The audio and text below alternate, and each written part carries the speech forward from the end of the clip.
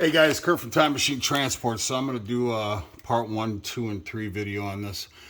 So I was able to get the radiator line off, or the coolant line, but the second one up there is you're going to have to loosen up this nut and pull that clamp off right here, so you can actually slide that over, or I'm gonna end up ripping this line here. So you got to do that. I think there might be another one somewhere else. Oh yeah, there's one on this side too.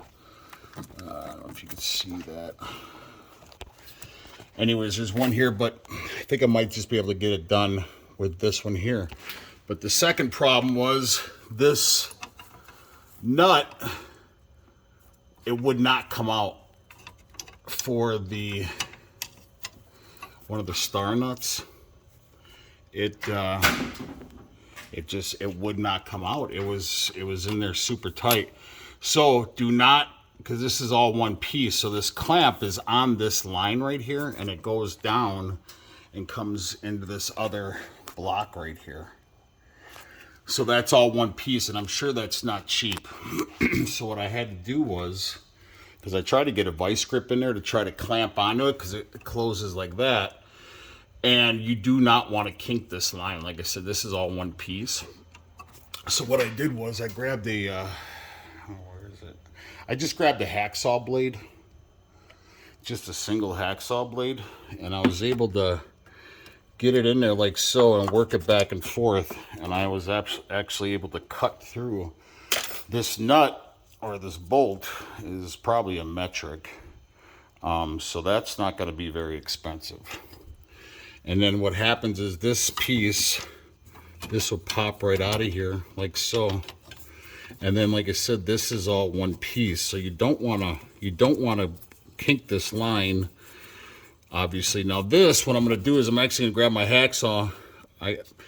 I can get in there probably with a cutting wheel, but I'm just going to use my hacksaw blade and cut through these two copper lines, because that goes to the old evaporator. So, and the thing is, you want to try to get this all out, because it looks like there's two screws in the side here that hold this bracket on here that holds the lines in.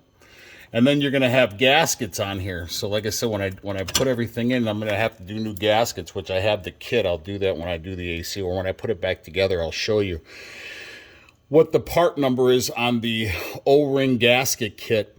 But you got to take this block out here, and like I said, you want it to come out intact. So it's going to be a lot easier now if I can get a tap in there to twist to get this bolt out. Instead of, like I said, because there's nothing holding this block on here. Just the two lines going into this are what hold there's nothing supporting this block from the backside. And you need this block. It's like a junction or something. So anyways, I just wanted to show you guys. I'm gonna put you on pause. I'm gonna see if I can just grab my hacksaw and cut this line out, because the evaporator shows the two same lines. So if you see, it just goes inside there through the firewall. So these aren't important. And I think pulling out the evaporator is the first thing that I would do. And that might even actually help me with this line up here, because then I can get my hand up there and I can work, because these lines just go right through the firewall. Let me get this hose out of the way. These lines just go through the firewall. So I got the clamps off and everything. This one came off just fine. This one here came off just fine. But like I said, this one up here, you can't go left or right. You're going to end up tearing this line, or I'm going to end up tearing this line, not you. But so what I'm going to do is I'm going to put you on pause. I'm going to cut through these two copper lines that go to the old evaporator. And then this block, I can kind of get at it better without kinking the lines or anything. I can kind of bring it back. Actually, the block I can take out 100%. And then if I have to, I'll just get my hacksaw up in here and I'll just cut this hose right, or cut that other copper line out, because those are the old heater core and evaporator. So I'm gonna put you on pause and see what I can do here.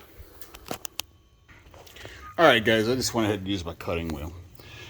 Just cut those out. But this is what I mean. So you got these two star bits, these two star bolts holding that together. I don't know what this is for.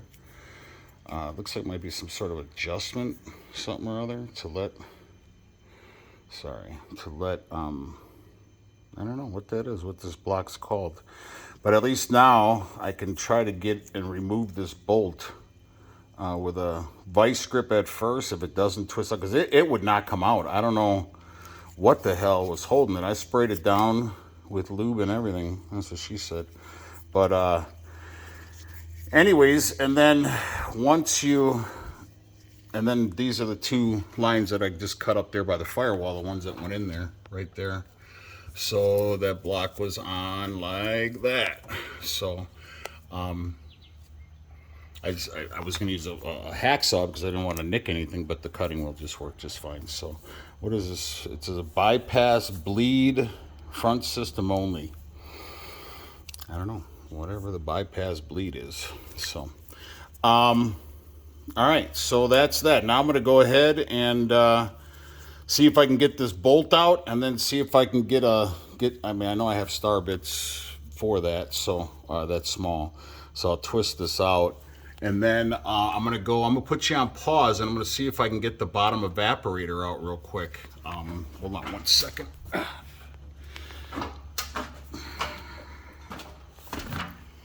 on one second. All right, guys, just wanted to show you how I'm doing this. This is a lot harder than I thought. So I'm just taking a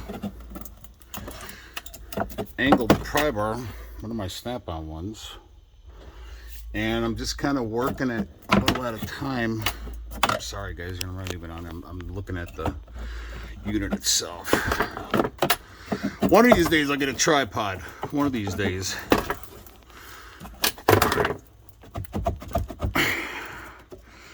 And I wouldn't worry about screwing this old one up unless you're going to clean it, which I don't know how. Oh shit! I don't know how you would pull that out just to clean it. Like I said, there wasn't one for the Century class. All right, so that's pretty much it. So I'm going to put you back on pause, see if I can get that out. All right, it came out. You just got to get a little grill on it. And the new evaporator and stuff, it comes with a new gasket or whatever, if you will, to cover what was already ripped in there. But let me show you something. So when you're doing this, you can really see, especially these older trucks, see that gasket right there? That's like, you're not getting any air. So I might have to get some great stuff, that foam stuff that expands, and spray that in there, just so I can get some sort of seal on there, or see if I could tape it up with some duct tape or something, because you're losing a lot of air.